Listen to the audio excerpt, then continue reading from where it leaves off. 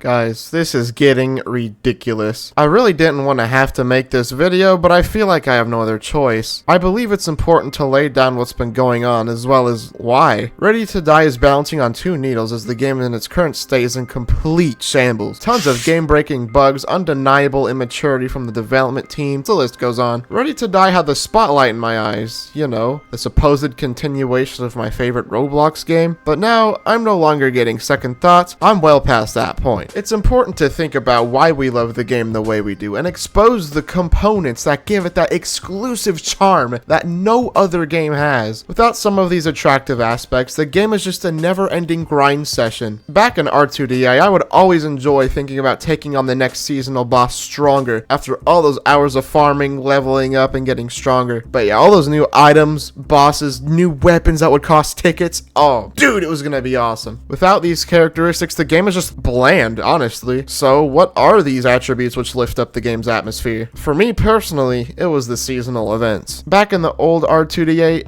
every season was filled with wonder and gave everyone that spark of sensational euphoria that was exclusive to those holidays, such as Easter, summer, Halloween, and Christmas. The 4 yearly events horsemen of the apocalypse. I know that may sound pretty extreme, and you might say I was just young and everything was brighter at the time, but I truly feel this dopamine manipulating strategy can easily be achieved again, and it's not hard either. I will proudly admit, this game has definitely achieved that old sentimental atmosphere that Reason to Die had, which is why it has all the players that it does. This is definitely like the best remake that Reason to Die is getting. But what exactly went wrong? Why did the game just collapse? It was doing fantastic and everyone had high hopes for its future, but many things actually, slowly went off the rails over time. When it came to releasing updates in R2DA, which is the old game, they had a very precise procedure when it came to releasing those updates. Many months before, they would prepare the layout for the new boss quest, maybe even conjure up the boss ideas and blueprints, think of ideas for new assets, and slowly build up the event in a gradual, steady manner. Everyone knew their task and everyone was determined to get it done. When new content was created, the staff team would call to their team of debuggers, which was us at the time. I was, debugger, in-game moderator, chat moderator, even a chat head moderator at one point. But anyways, the staff team would call those debuggers to help test those new items in debug, right? Their main goal was to test all the assets and maps and items and see if they could find any hidden flaws with them. Because of this, updates were released on time, most of the time, and the community never really had issues with the flow of updates and new content. All was basically well. On the same token, this is absolutely not the case for Ready to Die. Me being a debugger for the game, I can speak here from experience. By the way, each time I notice some extreme issues with the game or flaws in the behavior of the staff team, I will go out of my way to directly call them out on it.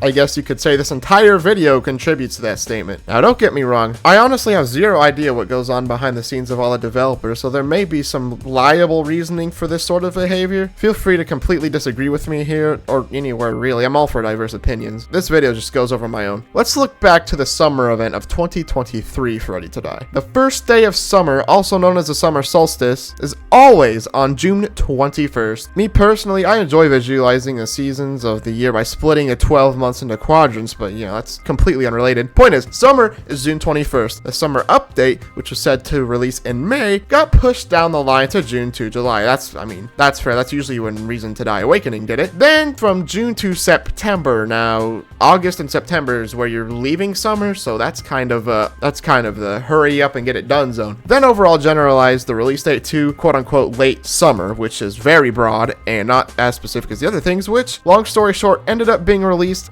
as the unintentionally buggy mess it was in October. Shutdown after reopen, after shutdown, after reopen. The game was breathing heavy. That's when R2DA's Halloween event would have arrived. A little late there, buddy. If I was in their shoes and I was leading that team, I would have just completely cut all development on summer or Halloween, and I would have made the most banger Christmas event that R2D has ever seen. But hey, that's the joy of being a game developer. You get to celebrate all your holidays early. Or at least you should if you do seasonal events. While everyone's celebrating Halloween, you should be celebrating Christmas, dog. Anyway, summer and Halloween, honestly, I'm just gonna say it straight up, that is unacceptable. Like I said, there could be a lot going on behind the scenes that I'm unaware of, but it's still important to have a plan and goals before even beginning to work on an update. I'm willing to bet there were none of those involved. After some time had passed, all the issues that initially released were resolved and the game ran smoothly. Then, out of nowhere, some hidden updates took place behind the scenes. changed? What changed? Well, you randomly saw staff members running around with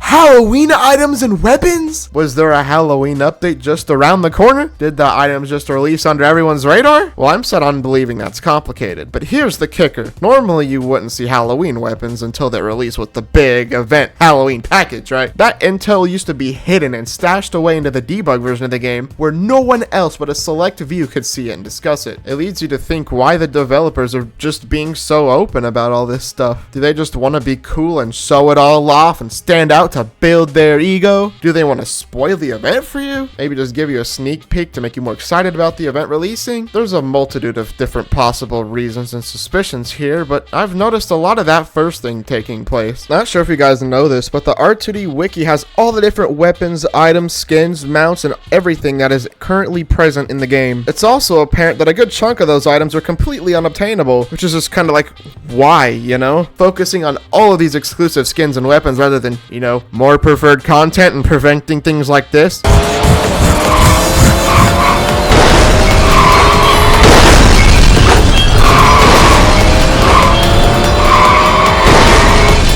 Then Halloween came around, or it was going to. I don't really want to go into detail since you probably already know what went down around that time. That's a good video, by the way. You should watch it. Long story short, the immaturity of the staff team really unfolded whenever Go Sinister, a former R2D8 content creator, absolutely stole and annihilated the show, sparking some unnecessary drama and causing a 15-minute slow mode in the general chat as well as a tweet longer from each of the developers and a weekend of double XP. You know, you can only say sorry so many times before you cry wolf. After announcing that this year's Halloween event was going to consist of both Lord Pumpkin Jr. and Pumpkinator, which is too good to be true at this point, ended up turning into not 2 bosses, not 1 boss, but 0 bosses and 0 quests. Yeah, nobody liked that. Oh, just wait, it gets better. October 26th was the fabled and sought after day for being the release of the Halloween event. Nope. Oh, my bad. Let's go for Halloween day. October 31? Yeah, that sounds better. November 10th. That seems like an excellent day to release a Halloween event. Before all of that, though, the developers were literally in panic mode trying to get this update out. After some of the debuggers played in debug and documented all of these game-breaking bugs such as the floor in No Mercy Hospital having no collision, as well as the campaign truck in King Street falling through the map, they still shot to release the update, no matter how broken it might have been. The state of panic in the developers got so bad that after completely ignoring the only scheduled debug session for the Halloween event, we were supposed to have one on Friday, but it just never happened. They went full throttle and opened the debug game to the public. While players were playing the new update in debug, the most unexpected thing ever took place. Despite the countless issues and game-breaking bugs, the update was pushed to the main game 56 minutes later. What are your guys' opinion on this whole situation? Do you think the developers of this game need to take a step back and organize their whole process of releasing updates? I mean, hey, they got a new producer, so hopefully we should be seeing some improvement. But overall, having a Halloween event without a boss or quest,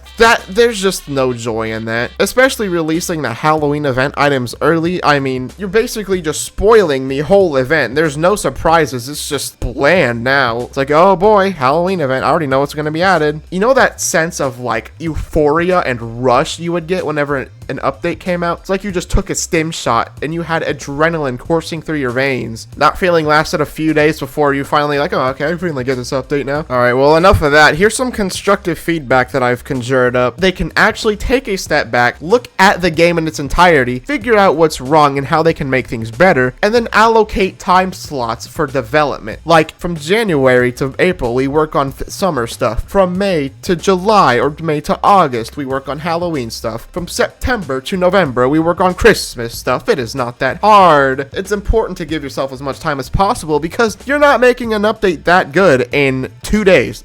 But yeah, are we having a Christmas event this year? No, we're not. Don't even expect one. It would take a miracle to release even a Christmas quest, or I don't know. There may be Christmas items, but the gifts probably aren't going to come out until January, and if there's a quest, it's not happening, or it will just come out in February. So yeah, I just felt like I needed to talk about this with you guys. What do you guys think? Let me know down in the comments below your thoughts about this whole situation. If you guys did enjoy this video, be sure to smash that like button down below and subscribe if you want to see more. Tell me down in the comments what you want to see me play next, and I'll see you guys in the next one. Peace out. Goodbye.